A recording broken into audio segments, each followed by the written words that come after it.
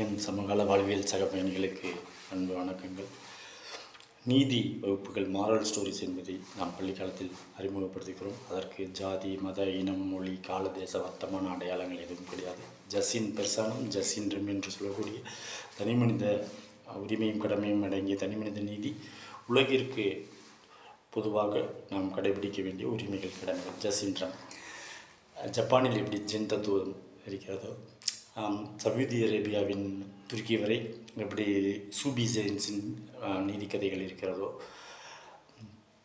ரோமானிய இலக்கியங்களில் எப்படி நீதிக்கதைகள் இருக்கிறதோ, அதை பேஸ் பண்ண லத்தீன் அமெரிக்க நாடுகளில் அல்லது லத்தீன் மொழியில் வந்த நீதி நூல்கள், எலியட் ஒடிசி உட்பட, கிரேக்கத்தின் சாக்ரட்டிஸ், அரிஸ்டாட்டிலினுடைய அனுபவ கதைகள், இப்படியாக உலகெங்குமே அந்தந்த நிலப்பரப்பில் தட்பவெப்ப நிலைக்கு ஏற்ப இயற்கையோடு ஒத்த வாழ்வது, அதன் மூலமாக நல்ல எண்ணம், நல்ல வார்த்தை, நல்ல செயல்களை தனிமனித ஒழுங்கிற்காகவும் சமூக ஒழுங்கிற்காகவும் கடைபிடிப்பதற்காக சொல்லிக் கொடுக்கப்படக்கூடியது நீதி வகுப்புகள், மாரல் கிளாஸஸ். இதில் ஜாதி, மதம், மொழி, இனம், பேதம், இது கண்டம், போலி ஆன விஷயங்கள் எதுவும் இல்லை.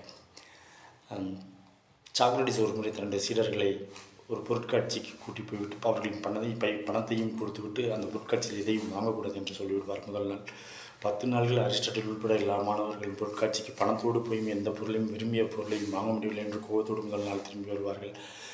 கடைசியாக 10வது நாள் அவர்களை அனுமதிப்பார். கடைசி நாள் அப்போது அவர்கள் பொருள்களை வாங்கிவிட்டு வந்து சொல்வார்கள். சாக்ரட்டிஸ் இடம் அவருடைய சீடர்கள் சொல்வார்கள், முதல் நாள் எல்லா பொருள்களும் எங்களுக்கு தேவை, வாங்க வேண்டும் என்ற எண்ணம் இருந்தது. கடைசி நாளான 10வது நாள் தான் தெரிந்தது எங்களுக்கு உண்மையான தேவையான பொருள் மார்சலின் தியரி, முன்னுரிமை பிரகாரம் அதை வாங்குவதற்கு. இப்படி அனுபவத்தின் வாயிலாகவே வாழ்வியல் நீதியை போதிப்பது மட்டும்தான் நீதி வகுப்புகள், மாரல் கிளாஸ். ஜென் கதைகளும் அப்படித்தான். பாசு கரும்பலகையில் தன்னுடைய சீடர்களை அன்றாடம் நடந்த நிகழ்வுகளை எழுதி வைக்க சொல்வார். நம்முடைய கரும்பலகையிலோ ஒரு டைரியிலோ எழுதும் போதே நம்மளுக்கே நம்மளுடைய தவறுகளை திருத்திக் கொள்ள வேண்டும் என்ற அந்த அடிப்படையில் பீர்பால், அக்பர் கதைகள், பரமார்த்த குரு சீடர் கதைகள், இப்படியாக மாஸ்டர் ஸ்டூடெண்ட் என்று சொல்லக்கூடிய குரு சீடர் கதைகள் எல்லாம் அனுபவத்தின் வாயிலாக தீ சுடும் என்பதை தொட்டு பார்த்து தெரிந்து கொள்வது. எப்படி மின்னேர் நிகர் வாழ்க்கையை மெய்யென நம்பிய அருணகிரிநாதர் சொல்கிறாரோ அதே போல தான் இயல்பாகவே கவர்ச்சிகரமான பொருள்களின் மீது புலன்கள் போகும். ஆனால் எது உடம்புக்கும் மனதுக்கும் உயிருக்கும் நன்மை விளைவிக்கும் என்பதை அனுபவத்தின் வாயிலாக தெரிந்து கொள்வதை போதிப்பது தான் நீதி வகுப்புகள், நீதி நூல்கள். முல்லாவின் கதைகளும் அப்படித்தான். விக்ரமாதித்யன் வேதாளத்தை தூக்கி கொண்டு 7 கடல் தாண்டி 7 மலை தாண்டி கிளியின் கிளத்தில் இருக்கும் உயிரை போலத்தான் நாம் யாரோ ஒருவரின் மீது அன்பு, நம்மிடம் அருகில் இருப்பவர்களிடம் அன்பு வைக்காமல் 7 கடல் தாண்டி 7 மலை தாண்டி கிளியின் கழுத்தில் உயிரை வைத்திருப்பது போல, இப்படியாக நீதி நூல்கள் அனைத்தும் நம் மனதை செதுக்குவதற்காக வாழ்வியல் விளிமியங்களாக போதிக்கப்படுபவை. Self help is the best help என்று என்னுடைய 3rd ஸ்டாண்டர்ட் நர்சரி ஸ்கூலில் சொல்லிக் கொடுத்தது. என்னுடைய அம்மா வழி தாத்தா கிருஷ்ணவாத்தியார் அவர்கள் எனக்கு இதை சொல்லிக் கொடுத்த நீதி கதை. அவருக்கு ஜாதி, மதம் அது போன்ற பிரிவினைகள் எல்லாம் கிடையாது. நீதி நூல்களில் நம்பிக்கை உடையவர். உடம்பு திருப்தி அடைந்தால் உடம்பு கூட தன் பிடியை திருத்திவிடும்.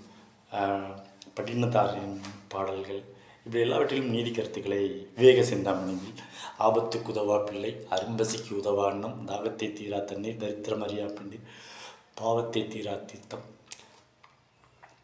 ஆபத்துக்கு உதவா பிள்ளை, அரும்பசிக்கு உதவா அன்னம், தாகத்தை தீரா தண்ணீர், சரித்திரமறியா பெண்டீர்,